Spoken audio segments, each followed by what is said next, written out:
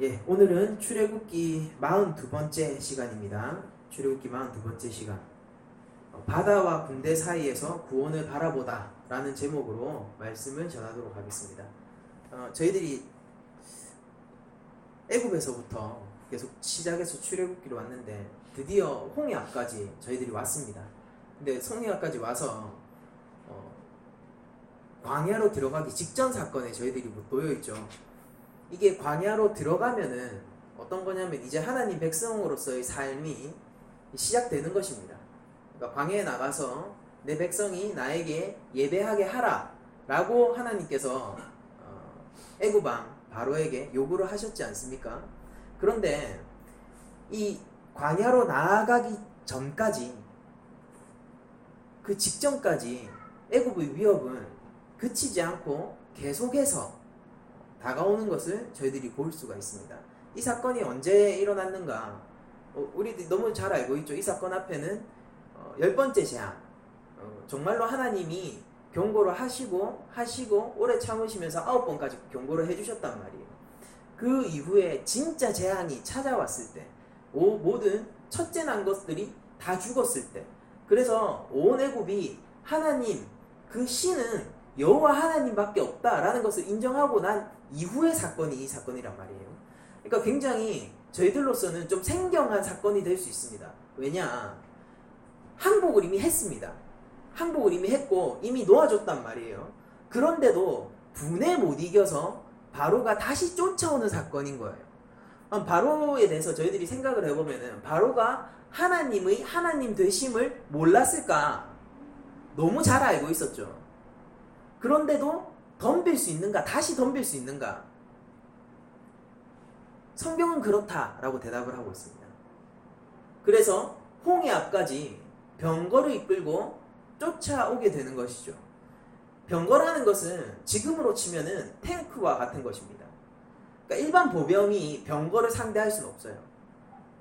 제가 군대 있을 때 체게바라 평전, 그때는 제가 예수 안 믿을 때인데 체게바라 되게 멋있잖아요. 체게바라 평전을 읽었는데 맨몸으로 탱크 한 대를 부쉈다라고 하더라고요. 그러니까 그게 엄청난 업적처럼 기록되어 있어요. 그러니까 불가능하죠. 당시 보병들을 생각해 보면요, 심지어 이 애굽 이스라엘은 칼 한 자루 없는 상태입니다. 어제까지만 해도 노예였었단 말이에요. 노예였었습니다. 근데 일반적인 보병들도 병거가 지나가죠. 병거가 지나가면 여러분들 배너 이런 데서 보셨잖아요. 병거로 막 이렇게 마차 달리게 하고, 그 병거가 지나가면요 길을 열어줄 수밖에 없어요. 그리고 병거에 탄 사람은 이 병거가 이렇게 높이 올라오지 않습니까? 올라오기 때문에 칼이나 창 같은 걸로 그 사람을 찌르기가 되게 힘들단 말이에요. 정말로 탱크 같은 것이에요. 그러니까 병거 한 대가 있으면은 일반 보병이 아무리 많이 있어도 그 병거 한 대를 감당하기가 굉장히 힘이 듭니다. 그런데 그 병거가 무려 600대. 그것뿐만이 아니라 온 군대를 동원해서 이스라엘을 쫓아갔다라고 얘기하는 것입니다. 이건 뭐냐면은 제가 느껴지는 긴장감은 이래요. 저들을 다시 찾아오겠다라는 것보다는, 저들을 다시 찾아와서 내 백성으로 다시 삼겠다라는 것보다는 정말로 죽여버리겠다라는 의지 같은 것이 느껴집니다. 저에게는. 내가 너희들이 잃을 바에는 그냥 죽여버리겠어. 바로가 계속 뭘 했었습니까? 하나님이 그 땅을 뒤흔들고 계실 때도, 그 땅을 황폐하게 할 때도 마치 자기 백성인 것처럼 이스라엘 백성을 대했지 않습니까? 너희들이 이래라 저래라, 이렇게 하면 내가 나가도록 허락해 줄게, 이렇게 하면은 내가 나갈 수 있게 길을 열어줄게. 근데 하나님은 어떻게 하셨어요? 내가 길을 여는 것이고 이 백성은 네 백성이 아니라, 너의 관할 안에 있어서 네 말을 들어야 하는 것이 아니라 내 말을 들어야 하는 나의 백성이다라고 얘기를 하면서 하나님이 주도권을 가지고 억지로 빼내오지 않습니까? 억지로 빼놓으셨단 말이에요. 근데 바로는 아직까지도 이 백성이 내 백성인 것처럼 여기고 있는 거예요. 하나님을 모르느냐? 하나님을 알지만 그런 거예요.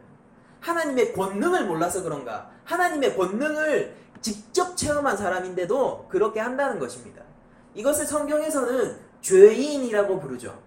저희들의 죄의 무서움이 어떤 것이냐면은 하나님을 알면서도 하나님을 거부하고 심지어 하나님을 조롱할 수도 있고 하나님을 멸시할 수도 있다는 게 죄인의 정말 무서움이란 말입니다. 우리가 하나님이 하나님 되심을 몰라가지고 죄를 안 짓는 사람은 교회 안에 없겠죠.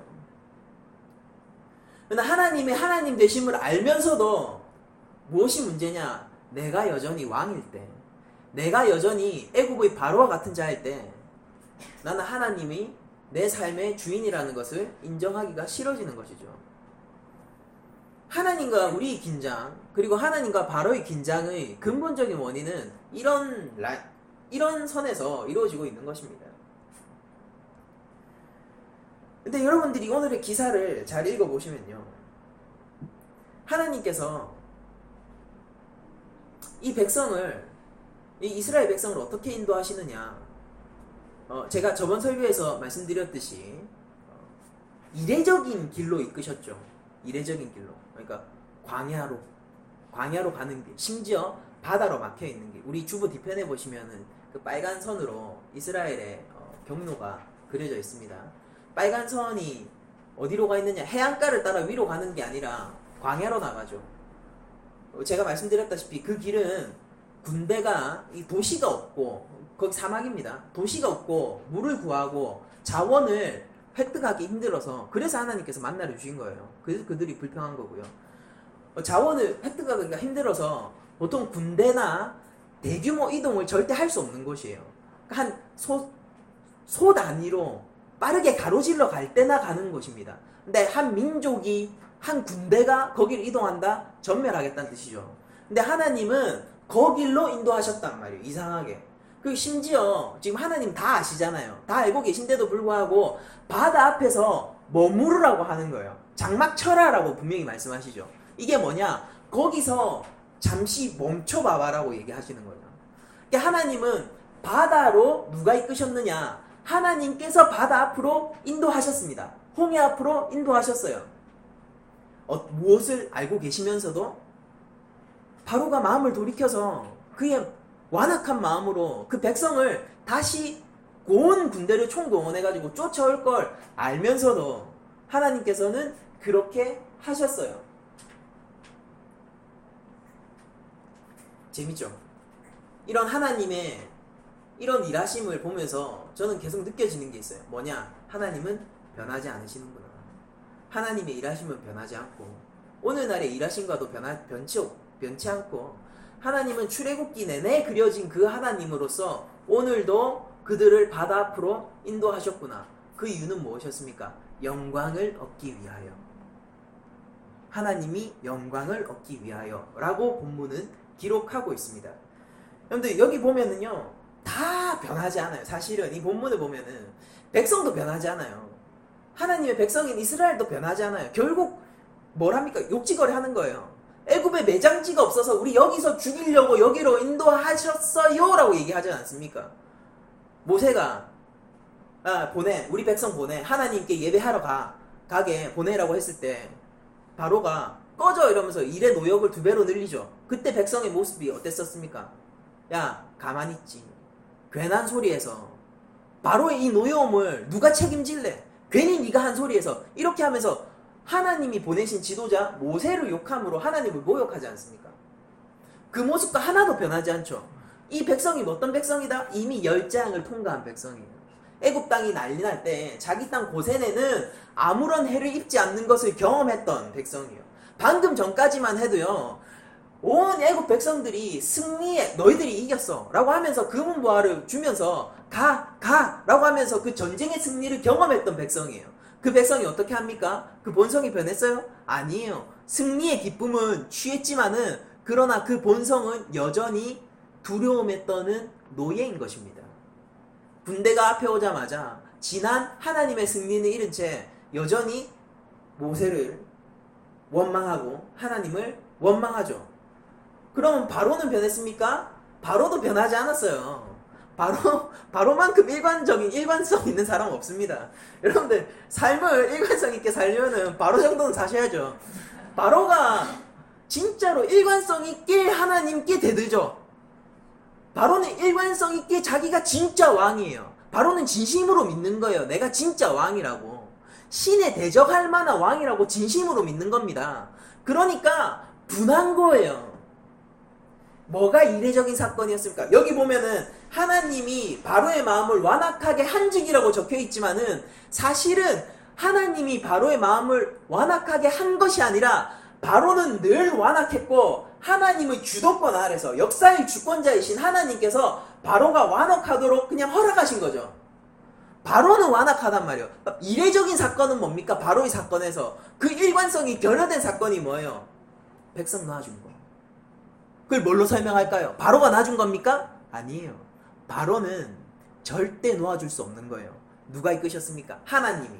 하나님께서 어떻게? 강제적으로. 하나님이 왜 강제적으로 이끄셨나요? 내 백성이니까. 이유 하나밖에요. 이스라엘이 잘해서인가요? 그렇지 않죠. 이스라엘은 여전히 하나님을 향해서 원망하는 공동체입니다. 하나님을 향하여서 여전히 애굽의 노예로서의 정체성을, 이게 하나님 백성이에요? 이게 거룩한 제사장 나라입니까? 그냥 애굽의 노예지 않습니까? 지금 원망하는 것들을 보세요. 여전히 애굽 노예의 정체성을 가지고 있는 그들, 애굽으로 다시 돌아가려고 하잖아요. 하나님의 염려가 정확했었죠.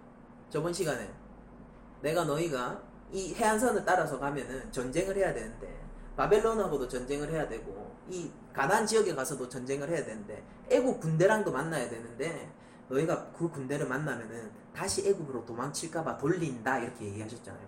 좋은 길 놔두고 적군 아무도 없는 광야로 내가 이끈다라고 얘기하셨잖아요. 애굽 군대 만나니까 이들의 본성이 딱 나오고 하나님이 얼마나 이들을 정확하게 파악하고 계신지가 나오지 않습니까?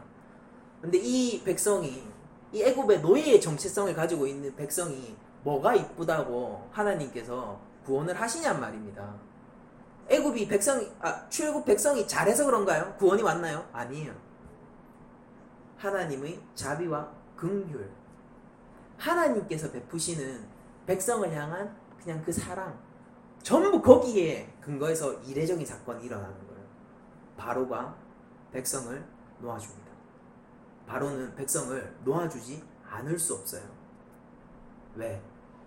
하나님은 역사의 주권자이시니까요. 바로는 그 사실이 분한 것입니다. 자신이 왜 그 백성을 놓아주는 것을 방치했는지, 제가 방치라고 얘기하는 것은 여기서 보면은 바로가 보면은 5절에 보면은 그 백성이 도망한 사실이라고 나오죠. 도망한 사실. 그러니까 바로는 그 백성에 대해서 가라라고 얘기한 적이 없었던 것 같아요. 성경의 뉘앙스를 보면요, 내가 보내줄게 가라라고 얘기한 적이 없는 것 같아요. 그러니까 앞전에 기사에서도 백성들이 나가게 하죠. 애굽의 백성들이 쫓아낸단 말이에요. 이 역병 같은 존재들 꺼져 나가 이렇게 하면서 쫓아낸단 말입니다. 그러니까 바로는 어떻게 해야 될지 모르는 혼란의 상황 속에서 그들이 이스라엘 백성이 하나님을 섬기기 위해서 광야로 나가는 것을 일정 부분 방치할 수밖에 없었던 상황인 것 같아요. 근데 그 백성이 자신의 애굽 백성에 의해서 쫓겨났다, 이스라엘 민족이 자신의 애굽 백성에 의해서 쫓겨났다라는 얘기를 듣고 저들이 도망했구나라고 지금 얘기를 하고 있는 것에 가깝습니다. 그러니까 성경의 뉘앙스는 그렇습니다. 그러니까 어떤 마음이 드는 겁니까? 억울한 거예요. 억울하고 내가 지면 안 되잖아요. 애굽왕 바로는 참으로 애굽의 신 그 자체였단 말입니다. 신 그 자체였어요. 태양신 라의 후손이죠. 내가 하나님인데 내가 노예들의 신에 졌다고? 내가 지금 강대국 이집트, 내가 지금 이 근동지방에서 가장 강한 제국의 왕인데 내가 고작 노예들이 섬기는 신에게 졌다고? 지면 안 되잖아요. 저 백성을 내가 가지 못하면은 차라리 죽여버리는 것입니다. 내가 가지고 있는 모든 힘을 동원해서 달려가는 것이에요. 그 뒤를 쫓아가는 것이죠. 때마침 그 백성은 바다 앞에 있습니다. 오호라 막다른 골목. 너희들은 도망칠 곳이 없는 그곳으로 왜 갔지? 이것들 봐라, 죽으려고 환장을 했네. 도망칠 길이 있는 해안선을 따른 길이 아니라 바다 앞에, 심지어 바다를 건너도 황량한 사막밖에 없는 그 광야밖에 없는 그곳으로 갔네. 심지어 거기서 좋다고 텐트를 치고 기거를 하고 있네. 야, 빨리 가자. 달려가는 것입니다. 죽여버리겠어. 너희는 하나님의 백성이 아니라 내 백성이야. 나는 너희 소유권을 절대 빼앗길 수 없어. 달려가는 겁니다. 네가 죽어도 내 손에 죽고 네가 살아도 내 손에 살아야 돼. 달려가는 것입니다.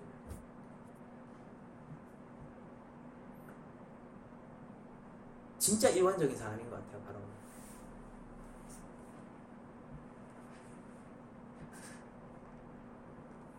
그러니까 이스라엘 백성이 두려워할 수밖에 없지 않겠습니까? 분위기를 읽잖아요. 분위기가 어떤 분위기인지 알지 않습니까? 뭔가 그 대등한 관계로서 무슨 그 뭐라고 하죠? 외교관을 보내는 그런 형식이 아니지 않습니까? 전쟁을 하러 오지 않습니까? 그 분명히 하나님께서는 이스라엘 백성을 가르쳐서 뭐라고 얘기하느냐면 내 군대라고 얘기하셨죠. 근데 이 군대는 너무 약해요. 상상할 수 없을 만큼 약합니다. 이미 전쟁터에서 싸움도 하기 전에 백기를 들어버린 군대라는 것이 이 본문에 나오고 있는 것입니다. 출애굽을 할 즈음에서 계속해서 성경이 강조하고 있는 것이 이스라엘 백성의 정체성을 군대라고 부르는 것을 저희들이 볼 수 있는데 왜 그렇게 불렀는지를 여기에서 저희들은 좀 바라볼 수 있어요. 뭐냐? 이 군대는 오합지졸 군대입니다. 우리가 흔한 말로 당나라 군대죠. 모든 것이 변함없습니다. 하나님도 변함없고 이스라엘 백성도 변하지 않았고 그리고 바로도 정말 일관되고 변하지 않습니다. 그런데 이 사건 가운데서 유일하게 변한 것이 딱 하나 있는데 그것이 바로 모세입니다. 그런데 모세가 14장 13절에 이렇게 얘기를 하고 있습니다. 모세가 백성에게 이르되 너희는 두려워하지 말고 가만히 서서 여호와께서 오늘 너희를 위하여 행하시는 구원을 보라. 너희가 오늘 본 애굽 사람을 영원히 다시 보지 아니하리라. 여호와께서 너희를 위하여 싸우시리니 너희는 가만히 있을지어라 라고 얘기를 하고 있습니다. 여러분들 모세가 어땠던 사람인지를 저희들이 잘 알고 있잖아요. 출애굽기를 계속 저희들이 따라오면서 모세에 집중을 하다 보면요 모세가 조금씩 변하는데 참 지도자로서의 역량을 언제 갖추게 되는 것처럼 보이냐면은 지금 이 순간인 것 같아요. 제가 파악하기로는 제 생각에는 지금 이 순간 이스라엘의 지도자로서 손색이 없는 사람이 된 것 같습니다. 그러니까 그 열재앙을 통과하고 하나님의 권능을 확인할 수 있는 그 사건을 통과하면서 유일하게 변한 사람이 성경에서 딱 한 사람 나오는데 그게 모세인 것 같아요. 모세가 어땠던 사람이에요? 하나님이 부르실 때에 안 됩니다라고 5번을 거절했던 사람이에요. 그래서 어떻게 갑니까? 하나님 어떻게 갑니까? 제가 뭐였습니까? 전부 자신에게 집중하던 사람이 모세죠. 근데 지금 이 모세가 완전히 바뀌었어요. 무엇에 집중을 하고 있습니까? 하나님께 집중을 하고 있어요. 그러면서 백성들을 오히려 꾸짖는 거예요. 가만히 있어. 잠잠해. 여기 서봐. 하나님이 서라고 하셨잖아. 하나님이 여기서 장막 치라고 하셨잖아. 그럼 가만히 있어 봐봐. 하나님이 우리를 위해서 싸우실 거야. 무엇에 집중합니까? 이제는 내가 아니라 심지어 강력한 애굽의 군대도 아니고 창조주 하나님께 집중을 하고 있는 것입니다. 열장을 통하여서 모세는 알고 있었던 거예요. 이 창조주 하나님께서 어떻게 창조주이신지, 여호와께서 어떻게 여호와신지, 하나님이 어떻게 하나님이신지 모세는 바라봤던 것입니다. 모세가 깨달아 알았던 게 아니라 모세가 바라봤던 거예요. 그리고 모세의 시선이 이제 하나님께로 고정된 그 시선이 다른 곳으로 옮겨질 수 없는 자가 되었던 것입니다. 그래서 하나님께 더욱더 의존하고 하나님이 하실 일을 기대하는 자로 변모한 것이죠. 그것이 무엇을 만듭니까? 온 이스라엘의 소동을 잠재울 수 있는 이스라엘의 지도자로 만드는 것입니다. 그래서 모세는 여기서 유일하게 변한 사람처럼 그려집니다. 그리고 모세는 이렇게 얘기하죠. 잠잠해라 라고, 바라봐라 라고 얘기를 하고 있습니다. 여러분들 어떻습니까? 모세는 하나님 앞에서 참으로 성숙되어져 가고 있다는 생각이 들지 않습니까? 저는 여기서 우리 교회의 모습을 한번 바라봤으면 좋겠다라는 생각을 해봅니다. 교회 안에서의 성숙에 대해서, 신앙의 성숙에 대해서 저희들이 어떤 관념을 가지고 있는지 한번 체크를 하면서 오늘의 말씀을 계속 이어갔으면 좋겠다라는 생각이 듭니다.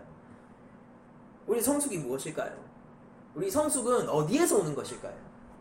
우리의 하나님의 백성됨은 과연 어디에 걸려있는 것일까요? 나에게 걸려있다라고 생각하는 사람은요, 바다와 군대 사이에서 방황하게 됩니다. 그러나 하나님께 걸려있다라고 생각하는 사람은요, 바다와 군대 사이에서 잠잠하게 되는 것입니다. 성도의 성숙은 하나님께 얼마나 의존적으로 변해가는가에 딸려있는 거예요. 성도의 성숙은 하나님께 내 삶을 얼마나 맡길 수 있는가에 따라서 바뀌어지는 것입니다. 교회의 성숙은 그리스도를 얼마나 머리로 해서 그리스도의 뒤만 밟아가느냐로 정해지는 것입니다. 교회 안에서 또 다른 종교 생활을 하시면요, 여러분들은 계속 자신에게 집중해야 하는 참담한 현실을 바라보게 될 거예요. 그때마다 여러분들은 떠올리게 되겠죠. 내가 군대가 아닌데, 나 이미 백기를 들고 있는데, 나는 결코 잠잠할 수 없는데, 내가 새벽에 나가서 새벽 기도를 2시간, 3시간을 해도 마음에 평안이 찾아오지 않네. 내가 얼마나 뭘 더 해야 할까? 내가 얼마나 뭘 더 하나님께 드려야 될까? 내가 얼마나 뭘 더 하나님께 바쳐야지 하나님은 내 인생을 봐주실까? 거기로 간 사람들 전부 종교생활하고 있는 것입니다. 하나님 앞에 성숙한 자는 뭐냐면요, 내가 얼마나 뭘 더가 아니라 하나님이 나에게 베푸신 구원을 기대하며 바라보고 있는 거예요. 하나님이 나에게 이미 베푸신 그 영생을 바라보는 것입니다. 하나님이 내 삶 가운데서 역사의 주관자로서, 내 삶의 인생의 주관자로서 만들어 가실 하나님의 경륜과 하나님의 섭리를 기대하는 것이죠. 그게 성도로서 성숙해 나가는 것 아니겠습니까? 알아야 하셔야 돼요. 하나님은 이미 바라보셨어요. 하나님이 이미 바라보시고 눈을 떼지 않고 계세요. 하나님은 이미 교회를 붙드셨고 우리 성도를 붙드셨고 하나님의 자녀를 붙드셨고 그 하나님의 자녀의 자녀됨을 이끌어 나가는 길을 한 번도 쉬지 않고 일을 계속 해나가신단 말입니다. 그 하나님을 바라보세요. 나에게 집중하면은 실망하게 되겠죠. 나에게 집중하면은 또 쓰러지게 되겠죠. 100%입니다. 그러나 괜찮아요. 나를 붙드신 하나님이 온전하시니까 괜찮은 거예요. 하나님의 자녀가 왜 자녀입니까? 그 근거가 어디 있어요? 내가 하나님의 자녀다워서입니까? 왜 하나님께서 자기 백성을, 이스라엘 백성을 왜 군대라고 부르셨을까요? 이것이 정말로 군대다워서 그랬을까요? 아니에요. 하나님이 선포하시는 것입니다. 내 군대! 이들이 어떻게 변모하는지 아십니까? 가나안을 정벌하는 군대가 될 거예요. 모세가 어떻게 변했을까요? 모세가 어느 순간 깨달음을 얻어가지고 와 그래 이렇게 하면은 이스라엘 지도자가 될 수 있겠구나 라고 해서 변했을까요? 아니죠. 하나님이 창조주이심을 그 누구보다 최전방에서 똑똑히 봤기 때문에 이스라엘의 지도자가 된 것입니다. 여러분들, 우리가 성도로서 어떻게 성숙할 수 있을까요? 무엇이 우리를 성도로서 성숙하는 길로 나가게 합니까? 십자가를 바라보는 겁니다. 우리 신약 성도에게, 우리에게는 예수 그리스도를 바라보는 것 외에는 길이 없어요. 끊임없이 나를 십자가의 길로 의존케 하는 거죠. 그리스도를 내 삶의 주인으로 모시고 나의 왕으로 얘기하면서 정말로 왕으로 대접하는 삶을 살아가는 것이 내가 성도로서 성숙해지는 길입니다. 근데 얼마나 우리가 뭘 더 잘하면은 하나님 앞에서 하나님의 군대가 될 수 있을까요? 하나님의 군대는 뭔지 아십니까? 바보예요, 바보. 이스라엘 백성이 어떻게 전투했습니까? 어떻게 그들이 가나안이 두려워서 덜덜 떠는 군대가 됐습니까? 가나안을 정복하는 군대가 어떻게 됐습니까? 이스라엘 백성이 그런 무서운 군대가 될 수 있던 것, 그 누구도 막을 수 없는 가나안을 정벌하는 정벌자가 될 수 있었던 것은 딱 하나죠. 하나님을 바라보고 하나님께 꼭 뒤에 숨어가지고 하나님 싸우시는 거 지켜봤던 거죠. 어떤 식으로 싸웠죠? 잘 알죠? 성을 계속 봅니다. 나팔 빵 불어요. 성이 무너졌다. 그때 뭐 하겠습니까? 이야 우리의 승리를 봐라 이렇게 하겠습니까? 그 백성이 하나님께서 이기셨다라고 얘기하겠죠. 그게 하나님의 군대예요. 이들은 하나님의 군대로서 이제 첫 경험을 하게 될 것입니다. 세상의 군대와는 다른, 병거를 이끈 세상의 군대와는 전혀 다른 방식을 처음으로 경험하게 될 거예요. 인생 가운데 이런 군대는 없었습니다. 이런 싸움은 없었습니다. 그들은 뭔가를 했어야 해요. 그들은 뭔가 싸워 나갔어야 돼요. 저보다 더 강한 힘을 갖췄어야 되고, 저보다 더 좋은 전략을 가지고 있었어야 되고, 그 누구보다 뛰어난 지혜를 갖추고 있었어야지 이길 수 있었어요. 그게 없어서 나는 항상 노예였어요. 그런데 더 강한 병거를 가진 군대가 올 때 그들은 하나님의 군대로서 첫 싸움을 하게 되는 것입니다.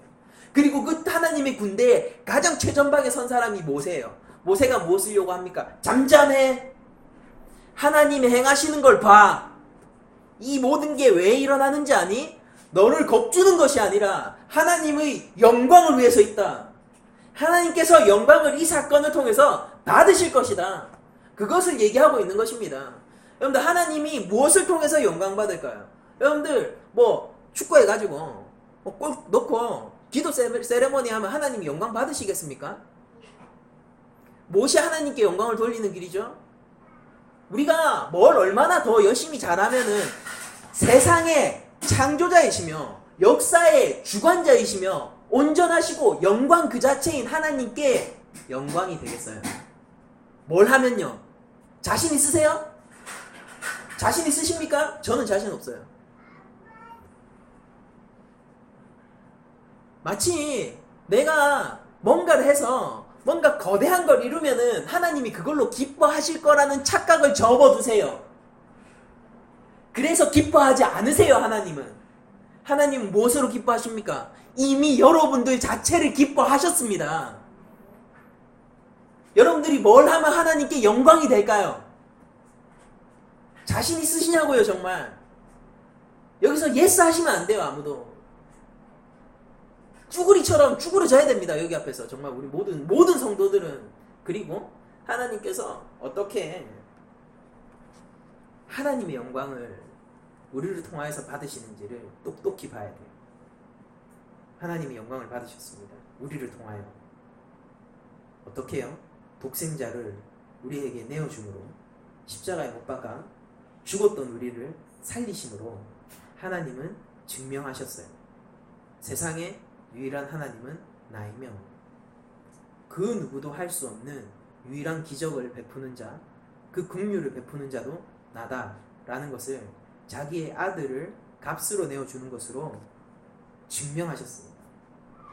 그게 하나님께서 영광을 받으시는 방법이에요. 그러면 우리가 어떻게 반응해야겠습니까? 우와, 하나님, 나도 그러면은 그 생명 좀 같이 나눠드릴게요. 좀 도와드릴게요. 어떻게 돕겠습니까? 무엇으로 우리가 영광을 돌릴 수 있겠습니까?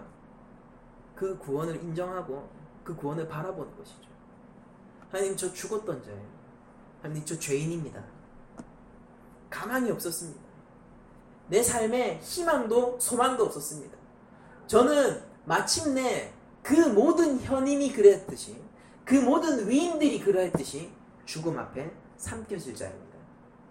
그런데 하나님께서 나에게 생명을 주셨네요. 그것을 인정하면서 살아가는 거예요. 그게 하나님께 영광 돌리는 길입니다. 그러면서 또 하나 하는 것이죠. 내 인생이 이제 십자가 위에 걸렸으니 내가 죽고 이제 그리스도, 내 안에 있는 그리스도로 말미암아 살아가는 것이 내 삶이니 하나님, 내 삶의 주인이 되세요. 예수님, 나의 왕이 되시옵소서. 성령님, 내 삶을 인도해 가시옵소서. 저는 이제 하나님, 그 하나님의 시선과 하나님의 말씀에 순종하면서 살겠습니다. 괜찮습니다. 이제 제 인생 걱정 없습니다. 왜? 하나님 저 돌보시잖아요. 뚜벅뚜벅 걸어가는 것이죠. 반신불수가 된 성도가 있어요. 그런데도 감사하는 성도가 있습니다. 절망하지만은, 마치 바다와 군대 사이에서 절망하는 것 같이 보이지만은, 난 이제 하반신을 못 써.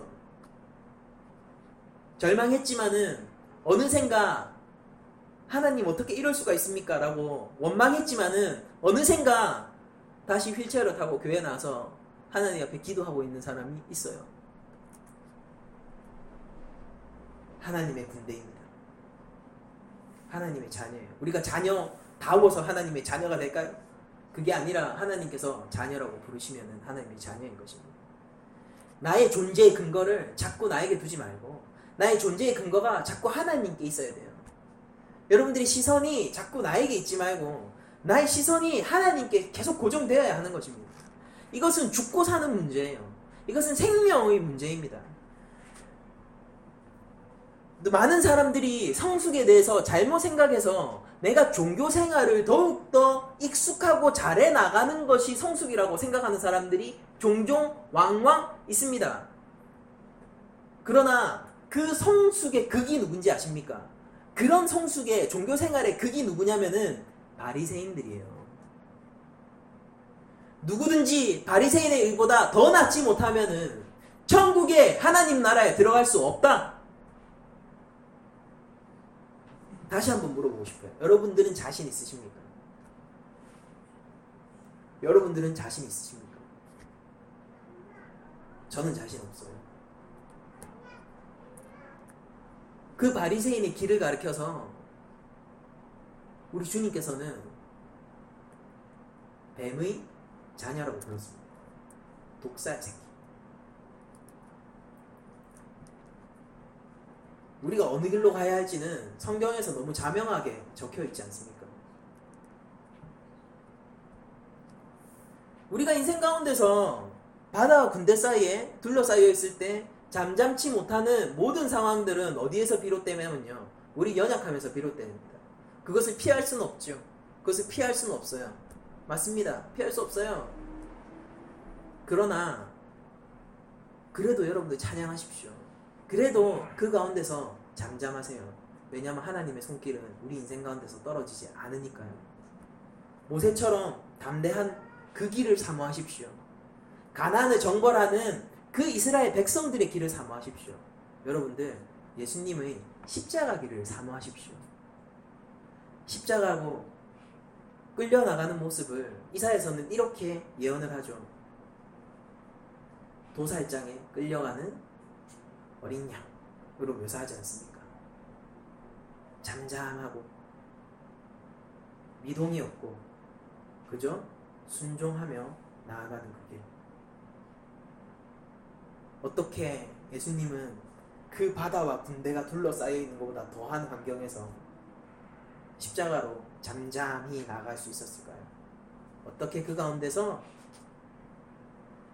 우리의 죄를 모두 짊어지고 아버지께 영원히 끊기는, 영원 가운데서 끊기는 그 길을 갈 수 있었을까요? 예수님이 뭐라고 하십니까? 나는 내 뜻 없다.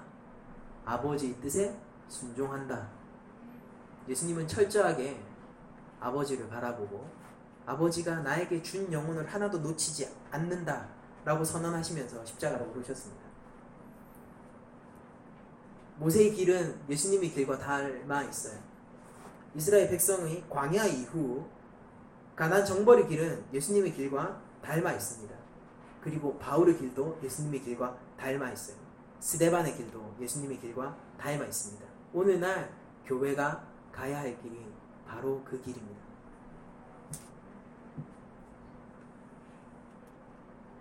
저는 하나님께서 때때 이 본문을 보면서 계속 이런 생각을 계속 했었어요. 아니, 이렇게 하실 수 있는 분이면 보십시오. 다음 주 설교지만은 벽을 만드세요. 물로 벽을 만드시고 마른 땅을 밟게 하시는 거거든요. 진흙 땅이 아니라 마른 땅이요. 자박자박 걸을 수 있는 그 땅을 만드시거든요. 그렇게 바다를 건너게 하시고 온 이스라엘의 군대를 수장시킬 수 있는 분이라면요, 왜 그 해안가길을 따라서 하나님이 그 군대를 척척 쳐부시는 모습을 보여주지 않았을까? 그렇게 하실 능력이 없었을 거예요. 더 큰 능력을 베푸셨는데 미리 하나님께서 한 걸음 앞서가시면서 그 권능을, 그 그들에게 보여주면 안 되었을까? 그래서 가나안 땅이 두려워서 덜덜덜 떨면서 굳이 전쟁할 필요도 없이 100개 올리고 성문을 열어주는 그런 기적을 하나님이 왜 베풀지 않으셨을까? 라는 생각을 계속해서 한번 해봤습니다. 그럴 능력이 너무 있으신데. 그런데 답은 하나였어요. 하나님께서는요, 이 백성과 교제하기를 원하셨어요. 하나님께서는 애굽의 군대를 수장하는 것 따위는 아무것도 아닙니다. 해안가의 길을 따라가지고요, 그 군대들이 척척척 부수고 가나안 땅 주시는 것쯤은 아무것도 아니에요. 근데 그렇게 하면은 하나님께서 하시고자 하는 일이 하나도 안 이루어지고 그건 아무 소용없는 일인 거예요. 아무 소용없는 일인 거예요. 뭐냐면은 하나님은 이들을 백성으로 잡고 싶어 하셨어요. 이들을 자녀로서 찾고 싶어 하셨어요. 이들을 신부로서 찾고 싶어 하셨습니다.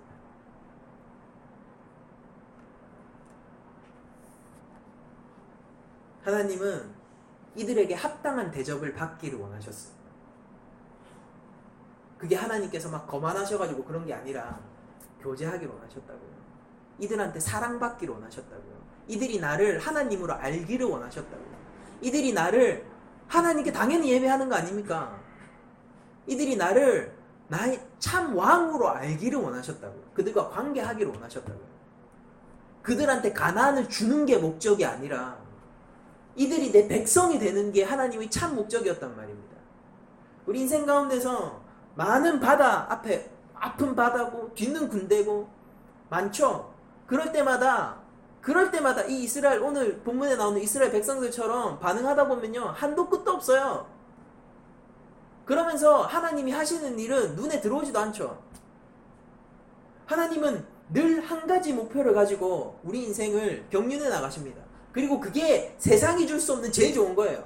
그게 뭐냐? 하나님이 자녀라고 부르시고 너 내 자녀 돼. 내 너 아버지 될 거야. 네가 나를 아버지로서, 네가 나를 창조주로서 알고 그에 합당한 대접을 해. 그러면은 내가 너를 그리스도에 걸맞는 대접을 할 테니까. 너를 양자 삼겠다는 게 그 얘기입니다. 신약에서. 내가 너를 나의 자녀로서 대접할 테니까. 그게 우리를 자녀로서 부르신 이유예요. 너 나와 교제하자. 나는 너를 보면서 즐거워, 기뻐, 견딜 수가 없단다. 네가 뭐를 해서가 아니라 네가 내 자녀라서. 탕자는 전 재산 다 날리고 와도 아버지가 잔치를 열어주세요. 왜요? 잘해서 그러나요? 아니에요. 그 아들이 아버지의 목적이니까요. 재산이 아버지의 목적입니까? 그 아들이 아버지의 목적이니까요. 뛰어나가서 앉잖아요. 그리고 첫째 아들이 그 소식을 듣고 분해가지고 나갑니다. 성경이 뭐라고 기록하고 있는지 아세요? 아버지가 나가서. 둘째 탕자를 맞이하듯이 아버지가 나가서 그를 잡아서 설득해요. 내게 있는 모든 것이 너의 것인데. 아버지가 첫째 아들 버리셨어요. 우리가 지금 얘기하는 열린 결말이잖아요. 버리셨을까요? 나가서 잡는 겁니다. 하나님은 알기 원하셨어요. 애굽을 두려워하지 마. 애굽의 노예들아, 애굽을 두려워하지 마. 넌 이제 더 이상 애굽의 노예가 아니야. 나의 백성이야. 예수님은 선포하십니다. 죄악에 고통받고 있는 우리에게 하나님을 모르고 하나님과의 관계에서 끊겨있고 이제 내가 내 삶을 운영해 가야 된다고 생각하는 모든 가련한 영혼에게 얘기하는 거예요. 너 아니야. 죄와 사망의 노예가 더 이상 아니야. 나 이제 나와 함께 생명으로 가자. 나와 함께 자유자의 길로 가자. 너 한 민족을 이루게 될 거야. 네가 한 나라가 될 거야. 네가 내 백성이 될 거야. 네가 내 자녀가 될 거야. 끌고 가시는 거예요. 근데 뭐 바다와 군대가 대수겠습니까? 둘러싸라 그러세요. 믿는 구석이 없으세요? 반신불수가 돼도요. 하나님의 사랑으로부터 우리를 못 끊어요. 스데반은 어땠습니까? 죽음조차도 하나님의 사랑으로부터 우리를 못 끊어요. 이 땅의 궁핍이 하나님의 사랑으로부터 우리를 끊습니까? 그렇지 않아요. 여러분들 자꾸 이런 거 기도하시면 안 돼요. 그러니까 하나님 우리 멋지게 해안길 쭉 따라가지고 하나님 이거 박살내주세요. 우리 전쟁 안 하고도 이거 문 열게 해주세요. 가나안 땅 약속하셨잖아요. 그쵸? 가나안 땅 약속하셨잖아요. 주세요. 내가 엄한 거 요구합니까? 받을 거 요구하는데 당자죠 당자. 너 약속하신 거 그 땅 주세요. 이렇게 하면은 하나님의 목적하고 전혀 다르잖아요.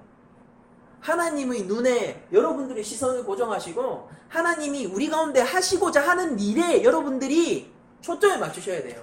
그 일이 뭡니까? 잠잠히 가만히 서서 하나님을 바라보는 것입니다. 잠잠히 가만히 서서 하나님이 하시는 구원을 보는 거예요. 그러면서 뭘 하는 거예요? 진심으로 그 구원에 경탄하는 것이죠. 진심으로 구원을 보면서 박수치는 거예요. 그 하나님이 하신 일을 보고 만세하는 것입니다. 교회 안에 전부 뭐만 있어요? 하나님 나 이런 일 했어요. 만세! 누가 영광 받는 겁니까? 하나님이 하신 일을 보고 만세를 외쳐야죠. 장막 치고 있는 거예요. 군대 다가오는데 이거 뭐 논비리 한다고 합니까? 그 장막 치고 앉아 있는 거예요. 왜? 하나님 하신 일 구경하려고. 여러분들 인생 가운데서 우리가 얼마나 하나님이 하신 일을 구경하려고 해요. 얼마나 우리가 하나님께 의존적이냐 이 얘기를 묻는 겁니다. 여러분들 인생에서 조금만 바다에 부딪히고 군대에 부딪히면은 또 원망하죠. 또 원망하죠. 끊임없이. 그래서 항상 어린 신앙에 머무는 것입니다. 그래서 항상 신앙의 성숙은 요원한 것처럼 느껴지는 거예요. 그래서 30년을 새벽기도 해도 평안이 없는 사람들이 생기는 거예요. 여러분들 새벽기도 안 해도 평안하셔야죠. 하나님이 내 삶에 무엇을 하셨는지를 이미 아시면은요, 이미 평안하셔야죠. 출애굽 했지 않습니까? 하나님 승리하신 거 경험했잖아요. 우리가 십자가 위에서 그리스도와 함께 죽음과 사망을 이기고 함께 영생을 쟁취한 자들 아닙니까? 자꾸 하나하나에 이렇게 흔들리고 그렇게 해서는 안 되는 거 아닙니까? 우리가 모세의 모습을 우리 삶 속에서 더욱더 드러내는 곳으로 가야 하는 것입니다. 제가 이렇게 물어보고 싶어요. 십자가의 감격이 매일 있으세요? 너무너무 식상한 얘기죠.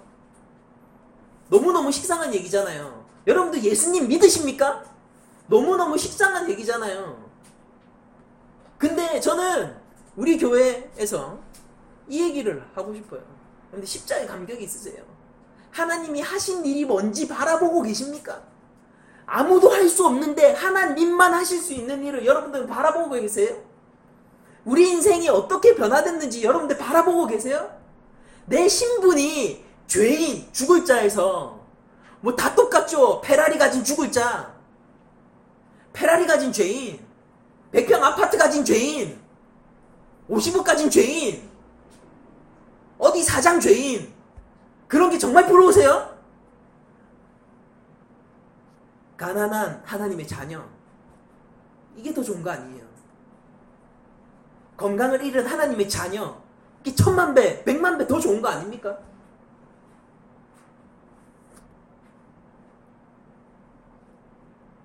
그냥 제일 좋은 거는 하나님의 자녀가 그냥 제일 좋은 거 아닙니까?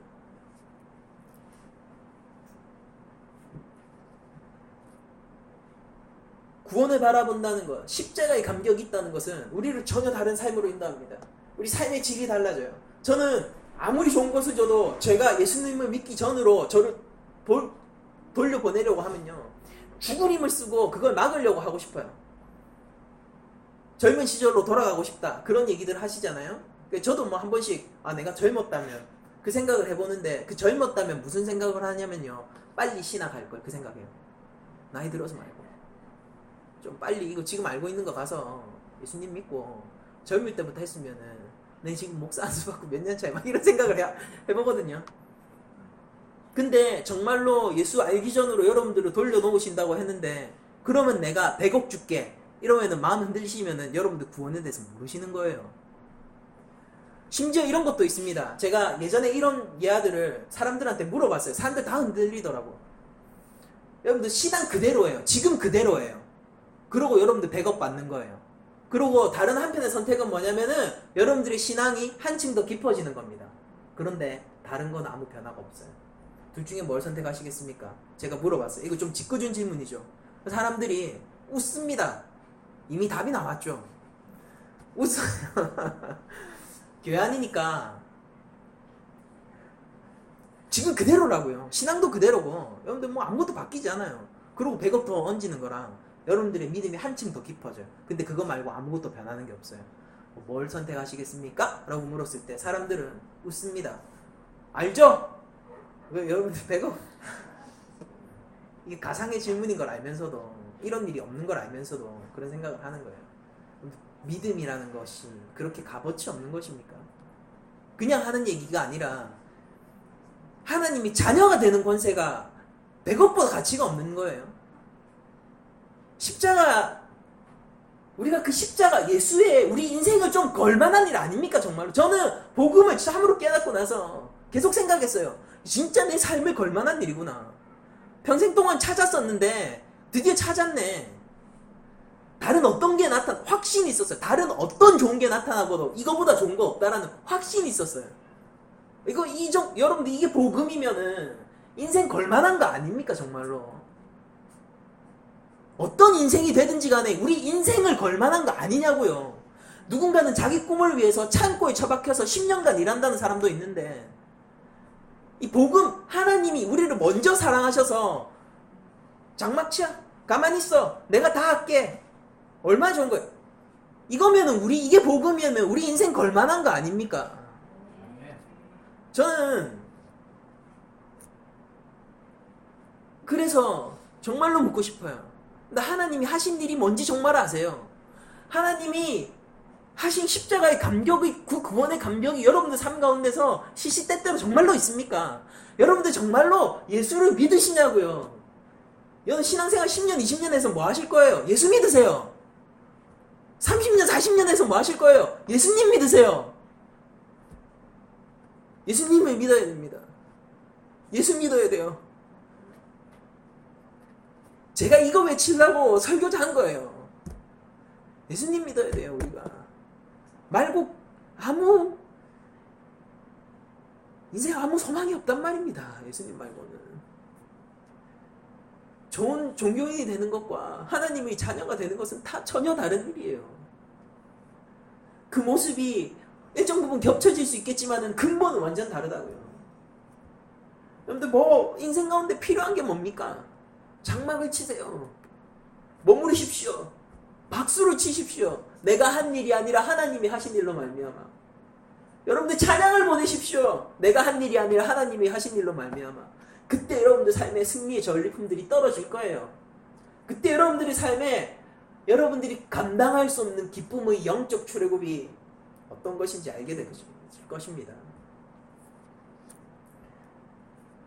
이제 제가 말씀을 마치겠는데 모세는 출애굽 백성에게 너희는 두려워하지 말고 가만히 서서 여호와께서 오늘 너희를 위하여 행하시는 구원을 보라. 너희가 오늘 본 애굽 사람을 영원히 다시 보지 아니하리라. 여호와께서 너희를 위하여 싸우시리니 너희는 가만히 있을지니라 라고 얘기를 했습니다.